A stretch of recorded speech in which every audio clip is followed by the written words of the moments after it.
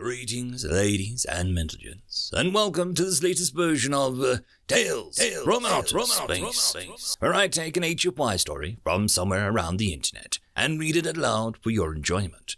All the relevant links are down below. Like, subscribe, and all that YouTube gumph to help this video and channel grow. Anyways, as always, I hope that you enjoy. I would like to give a quick thanks to our Tier 5 channel members and patrons. Fallen Angel, Buzz Killington. Thank you again. Now on to the story. John and Jane have a sleepover. Written by NoProofImNotABot.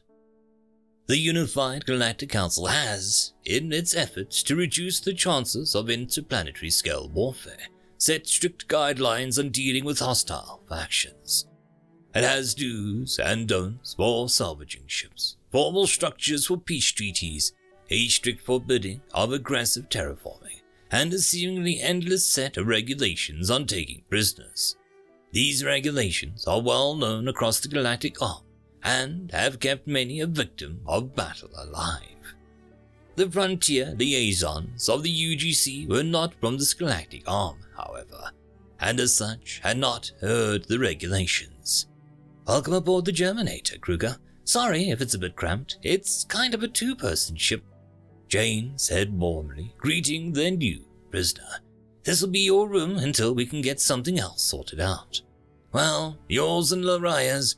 Do you want something to drink? You'll have to tell us what you can drink, though. Kruger looked around the ship, still shaking off the shock of the last few minutes. His ship, a medium-sized vessel that could cruise 60 comfortably, was destroyed almost completely by this, puny thing.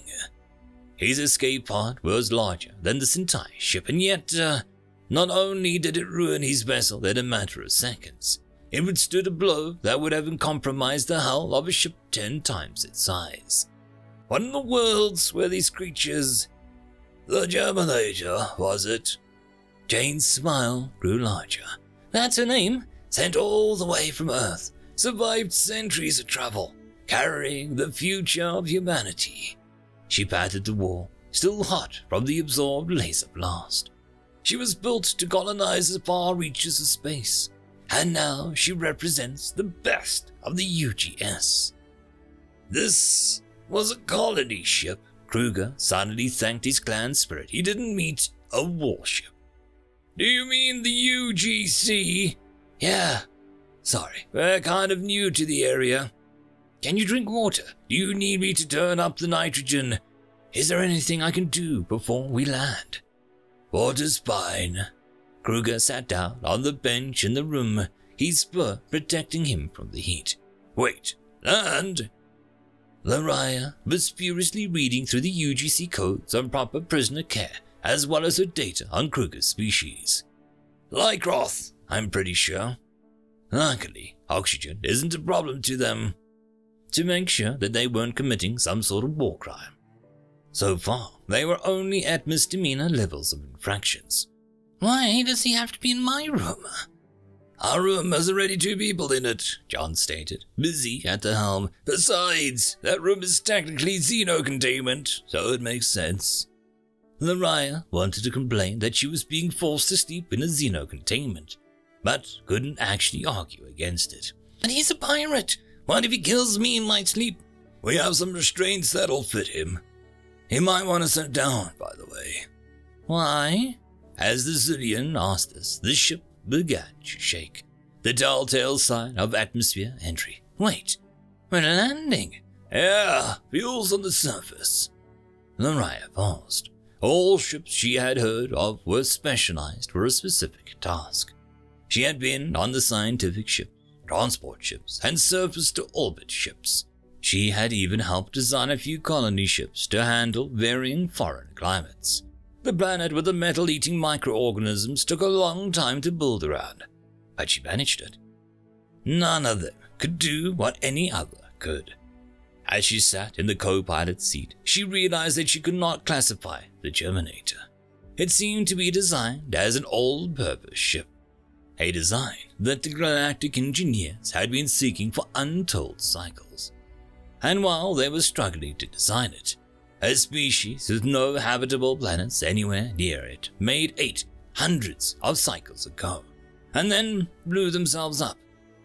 For not the first time, Lbry didn't know whether to be mournful or grateful of that. So, Lbry started and failed to finish. Nothing in her training as a scientist prepared her for talking face to face with a pirate. John and Jane had gone to gather fuel. It's only a mile out and the necessary minerals are abundant in the rocks here, so it shouldn't take long, and had left her alone with the, thankfully bound pirate that they had captured. Knowing nothing about controlling the ship, she instead was sharing a prolonged silence with him in her room. "There's one bed," Kruger stated flatly. "It's yours." "Yes." "Okay, I'll take the corner then." "Okay. So, what's being a pirate like?" Kruger glared at the Zudian. "My ship blew up, my men are either dead or stranded, and I've got to share a room with a girl that thinks I'll tear her arms off if she turns it back. What's being a frontier liaison like?" Lbry's antennae flattened. "Sorry." "Not your fault. Can't say I'm blameless here." The Lycroth relaxed a bit, allowing his claws to recede. "So, what's the deal with them?" "I have no idea. As far as I can tell, they're all like that." Lbry thought for a bit. "Actually, they are all like that. Those two are basically all that's left of their race." "Wait, really?" "Yes. Their species destroyed their home planet sometime after they left it. Nuclear weapons." Kruger sat up in interest. "Well, what happened to their colonies?" Lbry's antennae twitched once in amusement. "They didn't have any." "So their entire species bombed themselves into extinction without having anywhere else to go?" "Yep." Kruger and Lbry stared at each other for a long second, then both doubled over in laughter. "And they just showed up here?" "Yeah, about 3 cycles ago." "You're kidding." "No, actually. I have their first contact recorded. You have to see them." After refueling and taking off, a process which the non-humans did not enjoy the slightest, Jane approached the Xeno containment room, where she found Lbry and Kruger staring at a datapad, clearly enjoying themselves. "Am I interrupting?" Lbry jerked upright, hastily pausing the recording of the human's induction into the UGC. No, what's going on?" Jane smiled a bit. "Nothing, can I borrow Kruger for a bit?" "Yeah, sure." The Zudian stood up, only noticing now that her lower arms had draped themselves around Kruger's shoulders. She quickly left, saying nothing. "So, John and I were talking about what we're going to do with you." Kruger stood up, his arms still manacled behind his back.